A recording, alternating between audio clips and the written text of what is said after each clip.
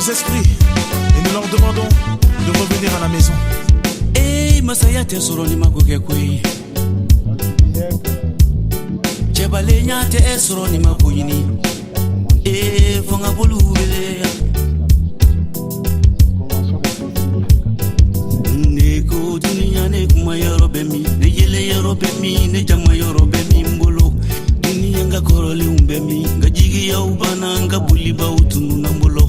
Dunia ne kuma yorobe mi, ne yele yorobe mi, ne jama yorobe mi mbolo. Dunia nga korole umbe mi, nga jigi ya ubana nga buliba utunu na mbolo.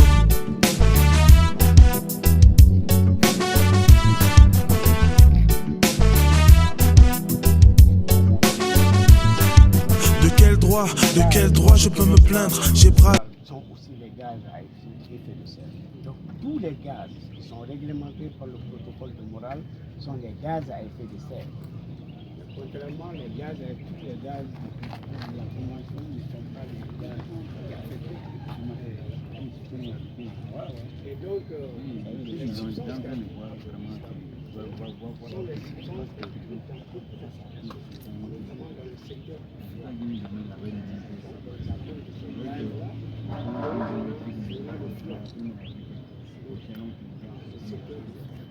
Les substances, on les retrouve aussi dans le domaine de l'agriculture, notamment le bromure de méthyle. C'est un gaz aussi qui a produit la pollution et le bromure est un produit qui est utilisé pour la fumigation des céréales. Les navires, vous voyez par exemple, les navires qui transportent les céréales d'un continent à un autre, c'est par fumigation qu'ils parviennent à conserver ces céréales.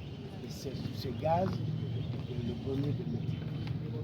Nous avons dans le secteur de la médecine, par exemple, les inhalateurs à doseur, ce que les asthmatiques utilisent. Voilà, c'est à base de CFC, parce qu'il y a la substance utilisée comme gaz propulseur. Nous avons le secteur de la sécurité, par exemple, les extincteurs que vous voyez étaient à base de gaz, de halon. Et donc c'est le protocole. Et ce sont ces gaz-là qui, une fois libérés dans l'atmosphère, migrent vers la stratosphère et détruisent la molécule d'ozone. Donc le programme consistait à éliminer progressivement ces gaz et les faire remplacer. Donc tous les pays qui se sont engagés dans ce processus devaient respecter ce premier calendrier d'élimination de ces substances. Et donc le Mali s'était engagé et par rapport à ça, on a élaboré un plan d'action. Ce plan consistait non seulement à former les techniciens de froid, à former les acteurs impliqués, notamment les techniciens de froid, la douane, la sécurité, les transitaires, tous ceux qui sont dans ce domaine. Et donc pour former ces techniciens, à l'époque, on a choisi l'ESICA comme centre d'excellence. Et dans le cadre de ce programme-là, maintenant, il s'agissait de renforcer les capacités de l'ESICA, de fournir des équipements. Et le centre, non seulement formait les étudiants, les élèves, mais permettait aussi de former le secteur privé. Donc c'est dans ce cadre que, dans cette continuité, que d'autres programmes se sont greffés. Aujourd'hui, l'ESICA est aussi en collaboration avec les Japonais. Tout ça, c'est pour appuyer nos États dans le respect de ce calendrier. Et aujourd'hui, avec la coopération allemande et l'Union européenne, nous avons bénéficié d'une assistance qui permet encore de renforcer la capacité de nos acteurs. Ensuite, nous permettre de faire des études d'évaluation parce qu'il s'agit souvent de connaître la situation, la consommation réelle du pays. Parce que le programme d'élimination consiste à réduire l'importation de ces équipements et ensuite réglementer les équipements qui sont dans le pays, les reconvertir pour que ces équipements puissent utiliser d'autres gaz qui n'ont pas d'effet sur la couche de sol. Juste un truc rappel, c'est que lorsqu'on mettait le protocole de Montréal qui était en marche, il y a eu des alternatives pour éliminer justement ces substances-là. Malheureusement, ces alternatives n'avaient pas d'impact sur la couche d'ozone, mais ces alternatives étaient des puissants gaz contre le réchauffement climatique, donc par rapport à la Convention cadre des Nations Unies. Parce que la Convention cadre des Nations Unies a réglementé 6 gaz à effet de serre. Dans le protocole de Montréal, on a une centaine de gaz réglementés. Et donc les gaz de substitution qui n'ont pas d'effet sur l'ozone s'avèrent des gaz extrêmement puissants, dangereux pour le climat. Et donc c'est cette dernière phase qu'on a appelée l'amendement de Kigali qui a été adopté en 2016, où le Mali est le premier pays des Nations Unies à ratifier cet amendement. Et donc aujourd'hui, on est dans ce programme d'élimination de ces gaz qui n'ont pas d'effet sur la couche d'ozone et non plus sur le climat.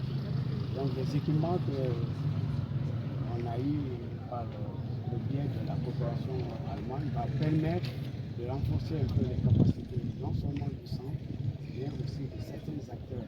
Notamment récemment, on a vu la naissance d'une nouvelle association des jeunes femmes frigoristes. Et donc nous avons dit que c'est le moment aussi pour nous d'accompagner cette jeune association. Donc, pour l'instant, nous allons faire des remises aujourd'hui symboliques de ces équipements au centre prioritairement et à la nouvelle association et ainsi de suite. Au cours maintenant des années à venir avec le programme, on verra. En tout cas, l'assistance sera continue.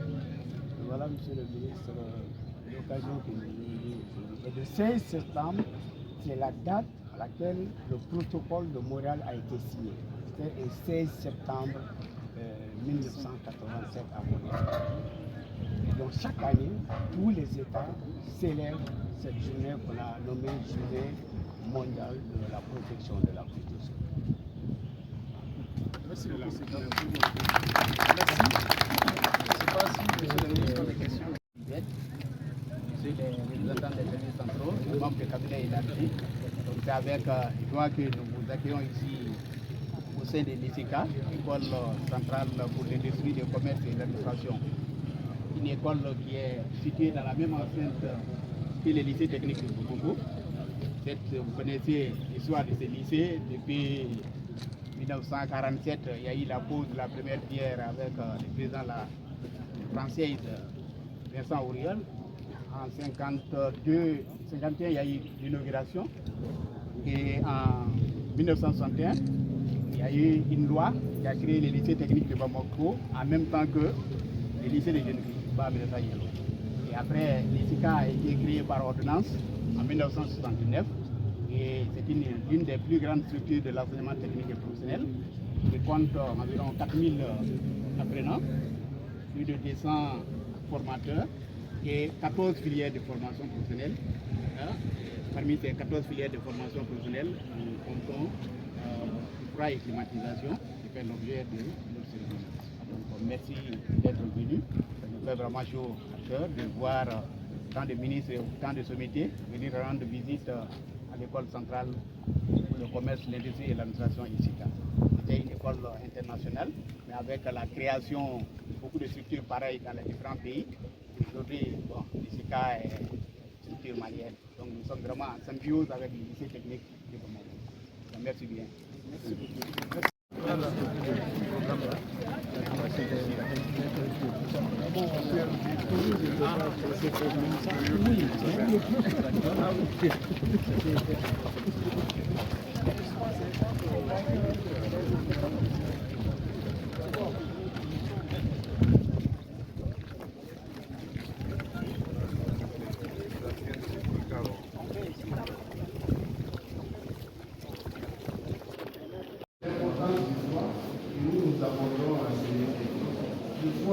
C'est de métier, franchement, si nous appliquons les chefs de droit, nous allons créer des emplois et nous allons faire des choses suivantes.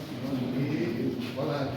Donc, ce que je veux dire, nous, au fois, on dit que le fois, c'est la clé du développement durable. Cela veut voir que si nous arrivons à conserver ce que nous produisons, à les transformer, et si nous allons créer des emplois, nous allons atteindre le taux. Donc sur ce plan, ici nous formons les étudiants qui nous viennent de la 9e année. Donc ces étudiants, la première année et la deuxième année, Ça, c'est la salle d'atelier numéro 1. Les cours pratiques. Ici, on va passer les cours théoriques. On va passer les cours pratiques sur les tuyauteries. Parce que l'étanchéité est très importante dans notre métier. Donc, pour faire l'étanchéité, il faut savoir couper les tuyaux, il faut savoir faire le bidonnage, le cintrage et la soudure. Donc, c'est ici où on va passer la soudure avec les bidonnements. Et puis contrôler aussi l'étanchéité. Voilà. Donc, nous allons continuer. Donc, à partir d'ici, les élèves ont déjà monté des outils pour un réfrigérateur et un climatiseur suivant. Donc, à partir d'ici, déjà, ils sont formés pour travailler sur les réfrigérateurs et les climatiseurs. Donc, dans la deuxième salle, ça c'est pour maintenant les grands, la troisième année et la quatrième année, où nous allons voir ce qu'on appelle le foie commercial et le foie industriel. Ici, c'est le foie industriel. Nous avons les appareils de matériel. On doit faire un point de sortie avec le schéma des grands établis et le système de régulation que nous avons. C'est les bancs d'essai. Les appareils sont en miniature, mais les appareils de sécurité sont réels. C'est la même chose qu'on a dans les appareils. Donc, mais ces machines, on les a obtenues dans les années 70. Les gaz, les gènes de technique. On met les gaz, ça sort peut-être le président de l'IRA, peut-être l'agence de Sika du Japon, on va recevoir ce matériel. Donc, à partir d'ici, donc, avec ces filles, il ne faut jamais faire.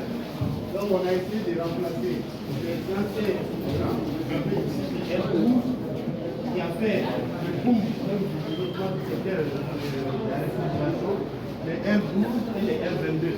Donc, c'est les anciennes installations avec ces anciens gaz. Donc, comme avec le problème de juin, on ne peut plus mettre ici parce que ces gaz sont incriminés. Les substances à produire ça dans toute la zone. Donc, on est obligé de changer. Il y a des difficultés de substitution. On va voir sur le plan environnemental que le projet de Moka et DZ ont toujours dû mettre là. Voilà. Donc, ça, c'est la troisième année. Tout ce qui concerne les chambres froides, les refroidisseurs, les élèves de troisième année, quatrième année. Ici, c'est l'école de problème de donc, ben, je ne peux pas quitter sans vous informer que nous sortons. Heureusement, les hommes n'ont pas de problème. Autrefois, le secteur est occupé par des Sénégalais, des Togolais. Actuellement, je suis heureux de vous informer que partout, dans toutes les entreprises, c'est nos techniciens maliens qui sont là. Voilà. Mais le seul bémol, c'est les femmes, les techniciens. Même si au départ elles sont dedans, mais après la vie, après les enfants, ça devient compliqué. Voilà. Mais les associations sont en train de programmer des choses. Je suis sûr que si elles sont aidées, elles vont pouvoir résorber ces programmes. Voilà. Je suis sûr qu'on vous contactera. C'est dans le cadre du projet OCA. Le projet OCA, c'est un projet toujours au sein du ministère de l'Environnement, intitulé refroidissement respectueux de la couche d'ozone et du climat en Afrique de l'Ouest.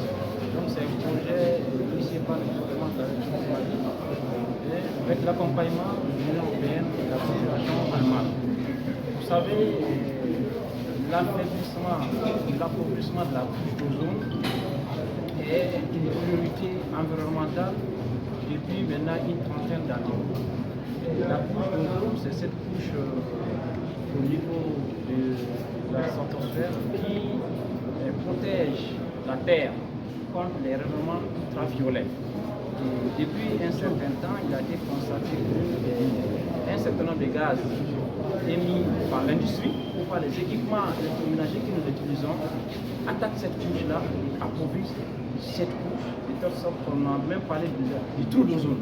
C'est-à-dire qu'il y a des endroits où il y a même la couche a carrément disparu jusqu'à ce qu'il y ait un trou. Donc ce qui fait que les rayons ultraviolets traversent directement la couche, qui nous protégeait de ces rayons-là et attaquent directement la Terre et tout ce qui est sur la Terre, dont les humains naturellement. Et médicalement, les rayons ultraviolets ont des conséquences cancéreuses sur la peau, sur les yeux, notamment ça augmente les cataractes et en même temps ça affaiblit les systèmes immunitaires. Au-delà de ça, la disparition de la couche d'ozone va accélérer le réchauffement climatique, le réchauffement de la Terre, donc le réchauffement des températures, donc ce qui va causer des catastrophes climatiques, hein, au nombre desquelles les inondations qui nous menacent malheureusement. Donc tout ce qui en doutait, aujourd'hui nous sommes devant les conséquences des changements climatiques dont l'affaiblissement de la couche d'ozone est l'une des causes. Et les gaz émis par les réfrigérateurs, les anciens réfrigérateurs, parce que les nouvelles générations ne contiennent plus ces gaz-là, et les anciens climatiseurs contiennent ces gaz-là, et c'est ces gaz-là qui contribuent à l'affaiblissement de la couche d'ozone. Et depuis 1985, il y a une convention internationale qui a été mise en place, et cette convention, on appelle la convention de Vienne, après de Montréal, et d'autres amendements, l'amendement de Kigali en fait, d'ailleurs le Mali a été le premier pays à ratifier l'amendement de Kigali. Donc c'est pour dire que le Mali est pionnier dans ce domaine-là pour arriver à mettre fin à l'utilisation de ces gaz-là qui attaquent la couche d'ozone. Donc ce projet en fait a pour objectif d'accompagner les différents acteurs qui travaillent dans ce secteur-là, depuis l'importation des produits jusqu'à l'utilisation. Quand on dit importation, il faut penser à les services du commerce, les services de la douane et l'utilisation des services techniques, notamment les techniciens du médical et les techniciens aussi du secteur privé qui travaillent dans le secteur. Et l'ESICA a été choisi comme centre d'excellence dans ce domaine-là et pour pouvoir accompagner le processus de mise à niveau sur le plan technologique, c'est-à-dire les anciens équipements qui contiennent ces gaz-là, il faut les transformer de telle sorte qu'on ne puisse plus utiliser ces anciens gaz et qu'on puisse utiliser des gaz qui ont moins d'impact sur la couche d'ozone. Et en même temps, former les techniciens à la récupération de ces gaz-là et comment les manipuler, comment les utiliser de telle sorte à ne pas avoir d'impact sur l'environnement. Donc, l'ESICA travaille avec le ministère de l'Environnement depuis un certain nombre d'années dans le cadre de ce projet local, avec l'accompagnement de partenaires que je salue au passage, la coopération allemande et l'Union européenne, bien entendu, vraiment tout ce qu'ils font, dans le cadre de ce programme, dans ce projet. Et dans ce cadre-là, ce matin, je viens de mettre un autre matériel des laboratoires, d'ateliers qui seront mis à la disposition des élèves apprenants techniciens pour renforcer leur capacité dans le travail quotidien qu'ils font et qui va contribuer à protéger l'environnement. Je voulais pour moi te remercier et féliciter de multiplication et de l'enseignement supérieur pour tout leur engagement, pour tout l'accompagnement en tout cas qu'ils ont fait montre et qui continuent encore à montrer dans le cadre de ce programme-là. Parce que sans eux, on ne peut pas atteindre notre objectif. C'est eux qui sont en contact avec les clients, c'est eux qui manipulent les appareils. Donc c'est eux en fait qui sont les vecteurs qui vont nous permettre d'atteindre notre objectif avec bien entendu une large campagne de sensibilisation avec les populations pour tout et chacun comprenne que les équipements de technologie, les équipements de froid que nous utilisons peuvent avoir des conséquences sur le réchauffement climatique, sur notre environnement. C'est-à-dire que lorsque nous achetons ces équipements-là, il faudra faire attention à vérifier quels sont les types de gaz qui sont dedans et généralement c'est écrit sur les équipements et pour qu'on ait moins d'impact sur vraiment notre environnement parce que je sais que ce n'est pas l'objectif de l'évolution. C'est un peu le cas de cette mission. Voilà, c'est bon. Oui, c'est bon, allez-y. Bonjour. Vous devez être ministre en recevant ces matériels par le ministre Ça, je pense que je n'ai pas besoin de le dire, ça se voit à ma mine réjouie.